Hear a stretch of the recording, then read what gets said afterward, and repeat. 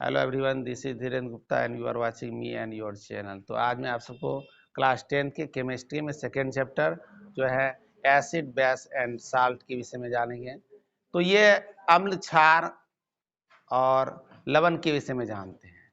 अम्ल क्या है, क्षार क्या है, क्षार को भस्म भी कहते हैं, और लवण क्या है इसके बारे में पिछले क्लास में बता चुके हैं और इसकी विशेषताएं भी बता चुके हैं। ठीक है, आज अम्ल के प्रकार जानेंगे, साथ में अम्ल का क्या क्या महत्व है और अम्ल किन किन पदार्थों में कौन से अम्ल पाए जाते हैं इसके बारे में जानते हैं। साथ में क्षार के कितने प्रकार हैं और क्षार के प्रकार के साथ साथ उसकी क्या उपयोगिता है इसके बारे में है। पिछले क्लास में जो पढ़ चुके हैं उसके बारे में जान लेते हैं फिर से। तो अम्ल के बारे में जान चुके हैं कि अम्ल की विशेषता क्या, अम्ल का पीएच मान क्या होता है, 7 से कम होता है, अम्ल का स्वाद खट्टा होता है और अम्ल जो है नीले लिटमस पत्र को लाल कर देता है। क्षार में ठीक इसके विपरीत गुण पाया जाता है, क्षार का स्वाद कड़वा होता है, क्षार का पीएच मान 7 से अधिक होता है और क्षार जो है लाल लिटमस पत्र को नीला कर देता है। ये क्षार के गुण थे। आज जानेंगे अम्ल और क्षार के प्रकार। तो ये चैप्टर है अम्ल, भस्म और लवण और सेकेंड चैप्टर है क्लास 10 के केमिस्ट्री। तो सबसे पहले आज जानते हैं एसिड के विषय में अर्थात अम्ल के बारे में। तो अम्ल क्या है? वह पदार्थ जो नीले लिटमस पत्र को लाल कर देता है, ये बता चुके हैं पिछले क्लास में। जो स्टूडेंट आज फर्स्ट क्लास अटेंड कर रहे होंगे, ठीक है, तो प्लेलिस्ट से इसके पिछले डे के क्लास को देख सकते हैं। ठीक है, और साथ में यदि चैनल को नहीं सब्सक्राइब किया तो सब्सक्राइब कर लेंगे ताकि डेली का क्लास उनको मिलता रहे। ठीक है, देखते हैं अब अम्ल के बारे में जानते हैं। तो अम्ल के प्रकार जानना है आज। अम्ल के प्रकार क्या क्या है वो जानते हैं। तो अम्ल मुख्यतः दो प्रकार के होते हैं, टाइप्स ऑफ एसिड है। तो एसिड 2 टाइप्स के होते हैं, एक है प्रबल अम्ल और एक है दुर्बल अम्ल। प्रबल अम्ल। अब प्रबल अम्ल क्या है पहले वो जानते हैं। तो प्रबल जैसा शब्द से ही पता चलता है, प्रबल यानी प्रबलता है, यानी उसमें अम्लता ज्यादा होनी चाहिए। तो वह पदार्थ यानी वह अम्ल जो जल में पूर्णतः घुलकर, पूरी तरह से घुल जाएगा, ये पूर्णतः घुलकर, आर्हेनियस की परिभाषा में पढ़ चुके हैं। आर्हेनियस की परिभाषा में दिए थे कि जल में घुलने के बाद हाइड्रोजन आयन H+ आयन प्रदान करता है। तो वही करना है, जल में पूर्णतः घुलकर हाइड्रोजन आयन अर्थात H+ प्रदान करता है, उसे प्रबल अम्ल कहते हैं।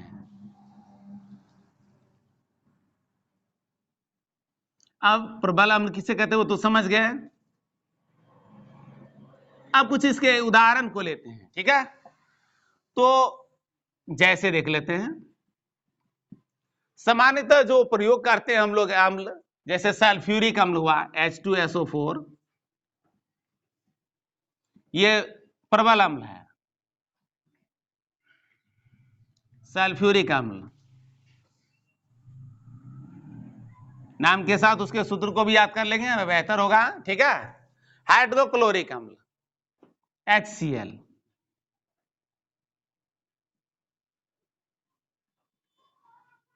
हाइड्रोक्लोरिक अम्ल। तो हाइड्रोक्लोरिक एसिड के बारे में जान गए। ये सल्फ्यूरिक अम्ल, हाइड्रोक्लोरिक अम्ल क्या है? प्रबल अम्ल हैं। अब कुछ प्रबल अम्ल के अनुदाहरण को भी ले लेते हैं, जैसे नाइट्रिक अम्ल HNO3,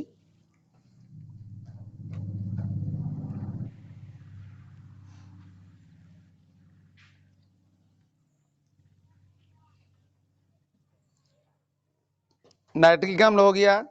ठीक है, इसी तरह से ये हो गया। कुछ उदाहरण जो लिए हैं ये प्रबल अम्ल के उदाहरण हैं।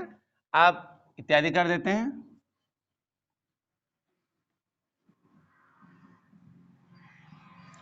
तो प्रबल अम्ल क्या है? जो जल में घुलकर पूर्णतः घुलकर के हाइड्रोजन आयन प्रदान करे। जस्ट इसमें जानना है। अब दुर्बलता में क्या होगा? पूर्णतः नहीं घुलेगा, आंशिक रूप से घुलेगा। अब दुर्बल अम्ल के बारे में जान। दुर्बल अर्थात वीक से तात्पर्य है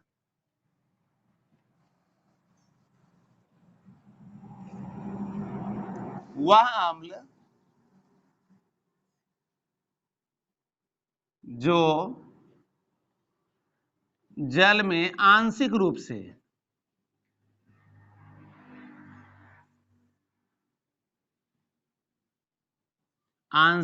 से यानी थोड़ी मात्रा में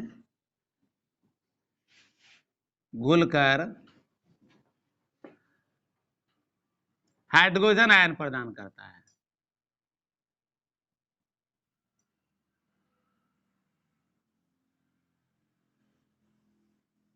अब आंशिक रूप में घुलेंगे तो आंशिक रूप से यह हाइड्रोजन आयन भी प्रदान होगा।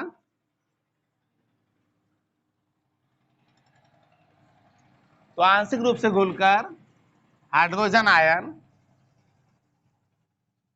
प्रदान करता है, उसे दुर्बल अम्ल कहते हैं।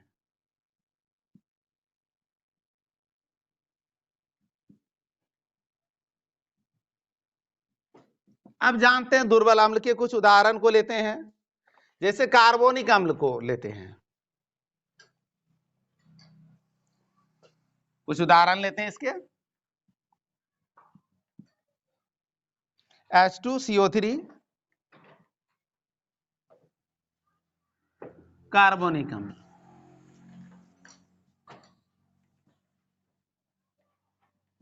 कुछ अन्य भी उदाहरण लेते हैं इसका। तो एसिटिक अम्ल हो गया,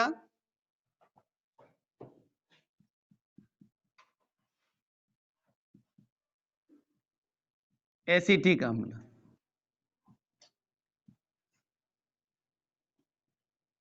इसी तरह से अन्य उदाहरण भी ले सकते हैं इसके। जैसे बोरिक अम्ल हो गया,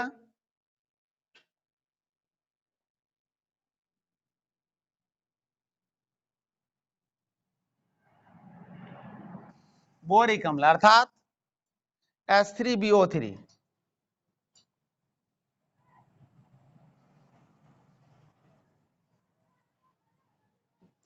तो ये कुछ दुर्बल अम्ल के उदाहरण हैं।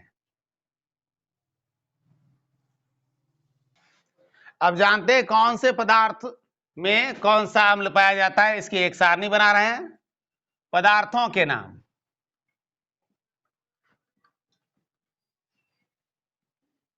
उपस्थित या मौजूद अम्ल।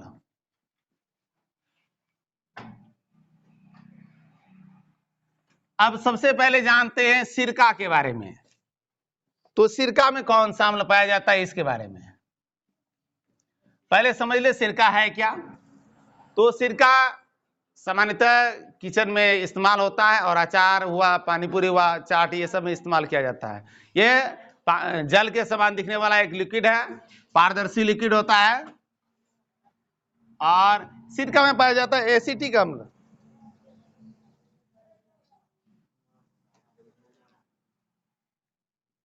एसिटिक अम्ल सिरका उपयोगी है।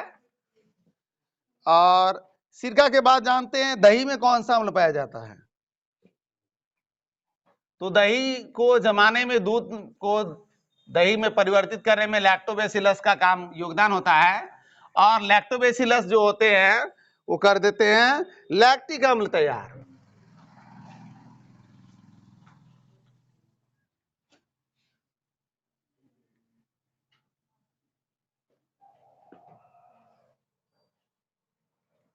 ठीक है, तो दही में क्या पाया जाता है? लैक्टिक अम्ल।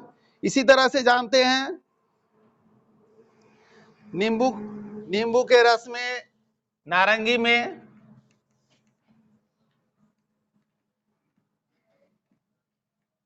तो नींबू, नारंगी इत्यादि में सिट्रिक अम्ल पाया जाता है।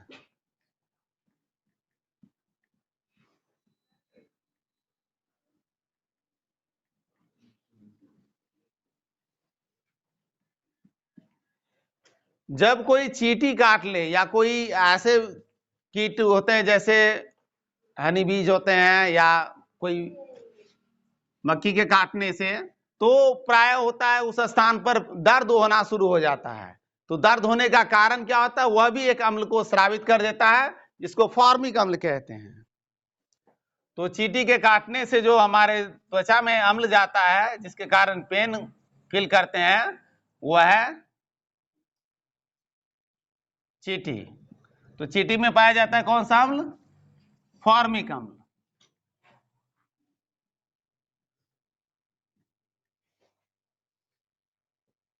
विटामिन सी, विटामिन सी की खुराक लेते हैं, जो बहुत ही आवश्यक है। विटामिन सी की कमी से स्कर्वी रोग हो जाता है।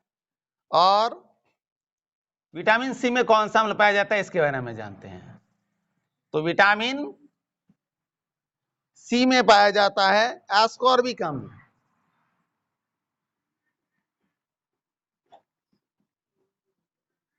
विटामिन सी में एस्कॉर्बिक अम्ल पाया जाता है। इसी प्रकार जान सकते हैं सभी, इमली में कौन सा अम्ल पाया जाता है। तो इमली में टार्टरिक अम्ल पाया जाता है।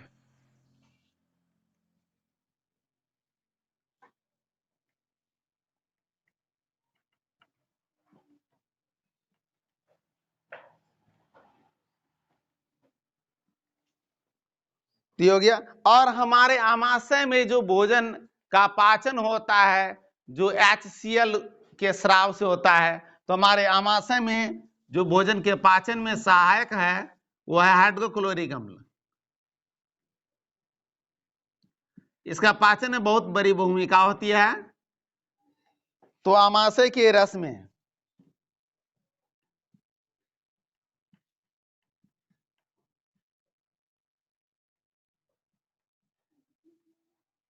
आमाशय रस में अम्लपित्त जो होते हैं, उसमें हाइड्रोक्लोरिक अम्ल पाया जाता है।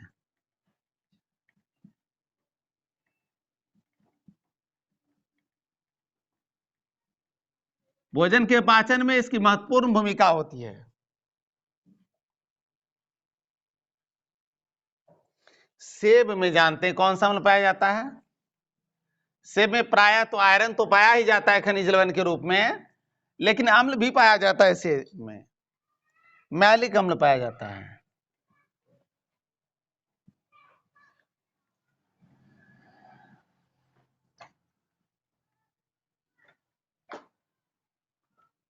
तो ये हैं कुछ उपयोगी, हमारे दैनिक जीवन में उपयोगी पदार्थ, जिसमें पाए जाने वाले कुछ अम्लों की सारणी बनाए हैं। इसको याद रखेंगे, ऑब्जेक्टिव में काम देगा। चाय में जो पाया जाता है, चाय में टैनिक अम्ल पाया जाता है।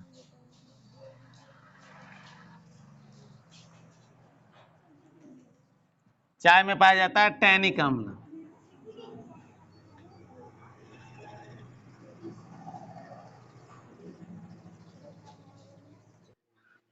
अब भस्म के बारे में जानते हैं, भस्म के प्रकार के विषय में। तो भस्म की परिभाषा पहले बता चुके हैं।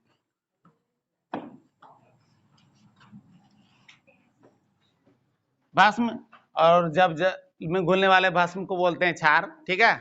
तो भस्म क्या है, तो वह पदार्थ जो लाल लिटमस पत्र को नीला कर देता है, उसे भस्म कहते हैं, या जल में घुल करके हाइड्रोक्साइड आयन प्रदान करता है।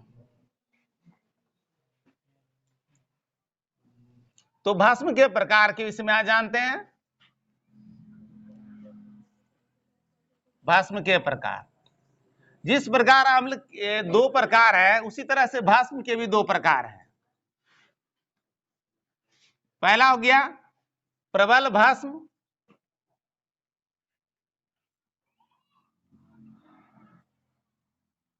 तो प्रबल भस्म किसे कहते हैं, वह भस्म जो जल में पूर्णतः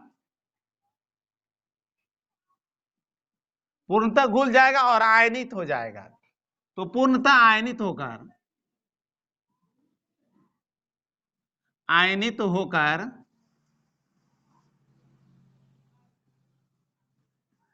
हाइड्रोक्साइड आयन,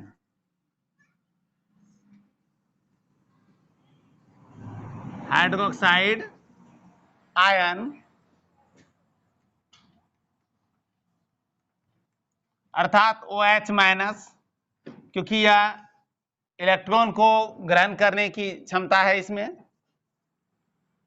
तो हाइड्रोक्साइड आयन ऋण आयन है ये, ठीक है, प्रदान करता है।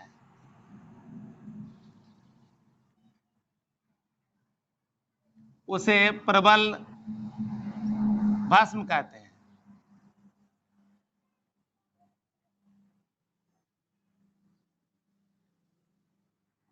अब कुछ उदाहरण लेते हैं प्रबल भस्म के। तो प्रबल भस्म के कुछ उदाहरण है, जैसे sodium hydroxide,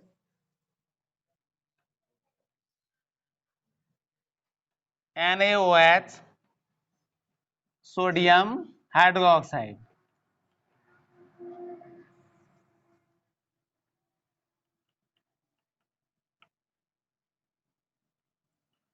potassium hydroxide, KOH,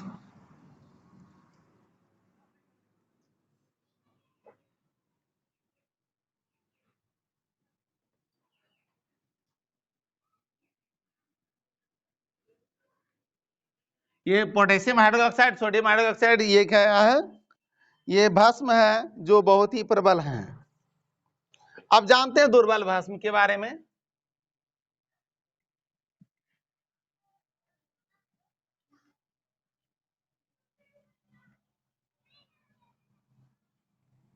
तो वह भस्म, जस्ट इसके विपरीत होगा परिभाषा, जो जल में आंशिक रूप से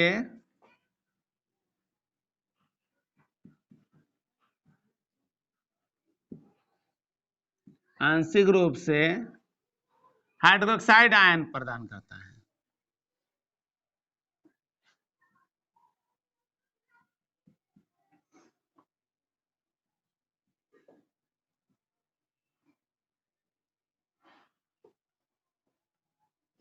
हाइड्रोक्साइड आयन का तात्पर्य है OH माइनस से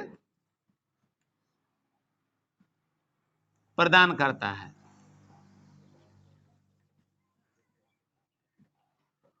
उसे दुर्बल भस्म कहते हैं।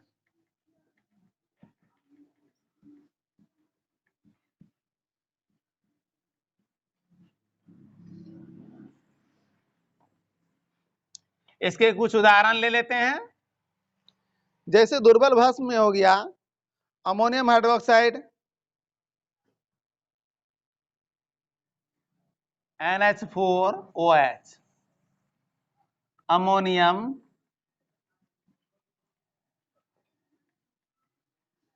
Hydroxide.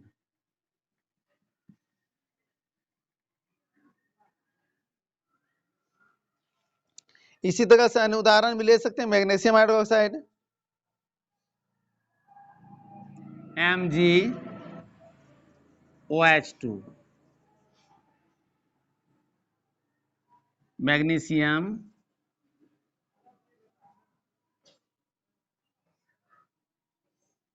Hydroxide.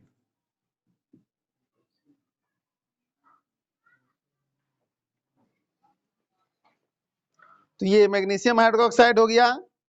Calcium hydroxide, CaOH2,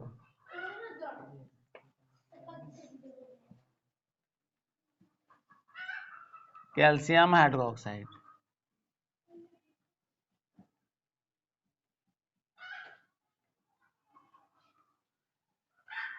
तो ये हो गया भस्म के प्रकार।